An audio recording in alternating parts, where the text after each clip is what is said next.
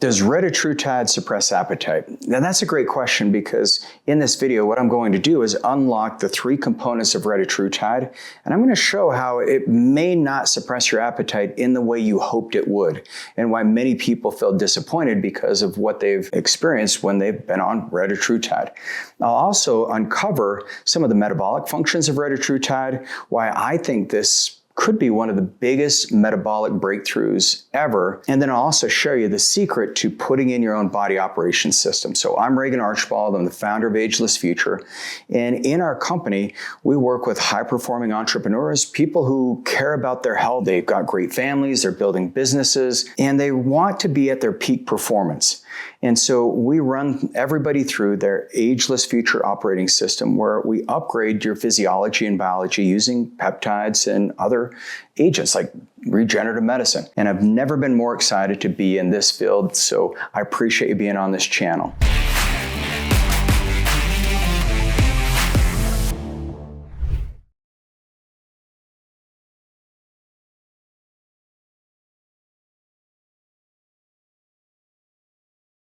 Retatrutide, what does it do, and does it suppress appetite? Well, appetite suppression, a lot of people have this expectation that you're never going to be hungry. Now, what could go wrong if you're never hungry? Well, I can tell you a lot can go wrong, because what you'll find is that you don't eat protein, you stop kind of consuming carbohydrates and fats, so you go in this caloric deficit. And you basically give yourself a pat on the back for every meal that you skip, thinking that you're getting closer and closer to your ideal body weight. But what we've seen is there's a boomerang effect. I have lots of clients who they've used these GLP-1s, and they use it because it turns down the food noise. And then they want the food noise just being completely turned off, so they keep increasing their dose. And many doctors, if they're following the research, you'll find that they want you on this escalated dose. And we see that people that are on the highest doses of semaglutide or tirzepatide, they also have the highest level of side effects. And so think of your appetite as this energy sensor. So you have ghrelin and you have leptin. And ghrelin is what signals hunger. Leptin is when it signals that you're satiated. And if you don't have the right nutrient balance, and if you're not eating the proper amount of proteins, fats, and carbohydrates, or if your digestive system's simply not allowing for you to have good cellular signaling, you're going to see that your appetite might be muted. And the problem with that, when you throw in a GLP-1, now ghrelin is part of what helps our body rebuild and grow. Anytime you experience hunger, you want to think that's how your stomach repairs its lining. And so hunger in and of itself is actually a good thing, because now you're getting that ghrelin, and then ghrelin is part of the growth hormone pathway where your body understands, like, hey, we need to pull back until there's nutrients. And this is where mTOR, if you're a nerd like me and you love the longevity science, when mTOR is inhibited, now you've got AMPK, so the secondary energy system kicks in, and you start sloughing off cells called cellular autophagy. You start producing a little more mitochondria on that AMPK pathway so that you have more energy in the reserves. You start utilizing fat as an energy source. But if you do that for too long, you kind of pull back on the growth hormone pathway. Now you're going to start losing muscle mass. You're not going to sleep as well. You won't get that deep sleep. So think of appetite as your friend. But the problem that has happened in our society is we've broken the switch for knowing when we're truly hungry and when maybe you're just bored, or maybe you've got some fat cells that are a little greedy and they just want more fat cells and more energy all the time. And so what Retatrutide or other GLP-1s do is they mute the food noise. But they only mute it to a certain level. And as long as you're getting the nutrient needs in, that's when you can really thrive. So here's what we've learned. I had a patient that came in. She had lost an enormous amount of weight, and she came to us because she said, I'm at my perfect weight, and now I want to start building muscle. She was on tirzepatide, and she tried several different peptides before, but what I told her is, I said, we need to get something very streamlined, something selective, so that you're building muscle, you're utilizing energy resources, and you're able to recover. And she also had a goal to have more cognitive clarity, more sharpness. And the thing that she did not want to do is she didn't ever want her appetite to come back. And so we said, well, if you want to build the muscle, and if you want to make these metabolic shifts, and if you want to reach your peak performance, then you're going to have to start cutting back on the high quantity that she was on tirzepatide. And so we were able to uncover in her labs that she had an issue with this marker called anion gap. And the anion gap shows the distance between electrolytes in your blood. And it is an indication of too much acidity in the blood, which disturbs nutrient sensing.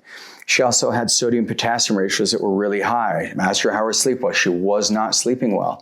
She had kind of the affect of someone who's got lots of chronic anxiety. And she said, yeah, I'm tired and wired. And then when we looked at her blood sugar, her hemoglobin A1C was 4.7. The ideal range from a functional medicine perspective is right around like 5.0 to about 5.4, maybe 5.5. Hers was well below that. And then her insulin fasting and her C-peptide, those markers were about 100% lower than where we wanted. And so we realized that she's in a starvation mode. We looked at her cholesterol levels were around 140.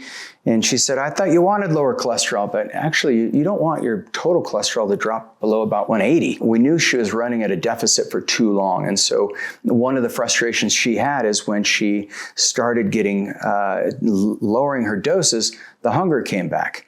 And so this is where our health integrator came in, and our team was working with her on getting her macros in. And she found that if she just ate protein in the morning, if she ate a little bit before she worked out, and if she ate a decent sized breakfast, she found that her energy levels were consistent throughout the day. She found that she felt better, she could move better, she had more motivation. And then she started noticing some of the other peptides kick in. We had her on Selenk and CMAX, so it calmed down her anxiety. It helped her focus longer.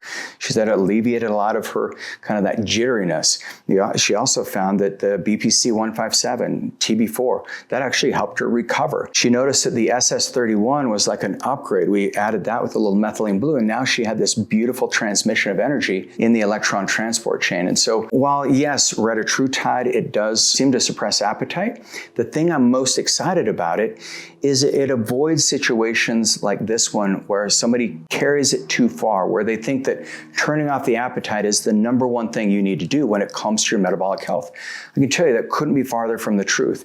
And so Retatrutide, the beautiful thing about it is it has a much weaker response on the GLP-1 pathway. If you think of what semaglutide does, it's going to trigger maybe an 8 to 10 times greater pulse on appetite suppression than what Retatrutide does. Tirzepatide, it's even a lower pulse on the GLP-1 than tirzepatide. But the nice thing is it's got about 8 times more GIP related, so which is carrying the glucose into the cell, so it creates more insulin sensitivity. You'll see on that GIP side, that's going to help stabilize some of the appetite with Retatrutide. But then the glucagon, if you have too low a blood sugar, or you're hypoglycemic, or maybe you're hyperglycemic, it's going to help stabilize the energy production. So your body always has the demands it needs, which will circumvent that issue of being in a starvation mode when you don't have the hunger signal there, you don't have an appetite, you may not know when you need nutrients. And so it's really important to keep that signal very clear. And then when you do get the signal, make sure you're going towards proteins, especially for breakfast, for lunch. And then for dinner is a good time to bring in your carbohydrates. Make sure you're getting plenty of vegetables in, like the cruciferous vegetables. Make sure you cook those. That's going to keep your detoxification going, because when you're losing weight, when you're thinking about your appetite and you start cleaning up your environment, when you lose fat, you're releasing and shedding a lot of toxins. So think of this as this intelligent biological upgrade. Retatrutide is beautiful because, yes, it will suppress appetite somewhat, but maybe not as dramatic as the other peptides, like the GLP-1s, like tirzepatide and semaglutide, which is why I think it's one of the biggest medical breakthroughs that I've ever seen. And so if you're somebody who wants to go deeper and understand where your appetite needs to be, are you getting the energy demands in, how to build muscle, how to lean out your body composition, but also how to really turn on your brain, go to agelessfuture.com, click on the link, meet with one of my team members, and we'd love to have the chance to help you optimize your health. So I'm Regan Archibald. I'll see you on the next video.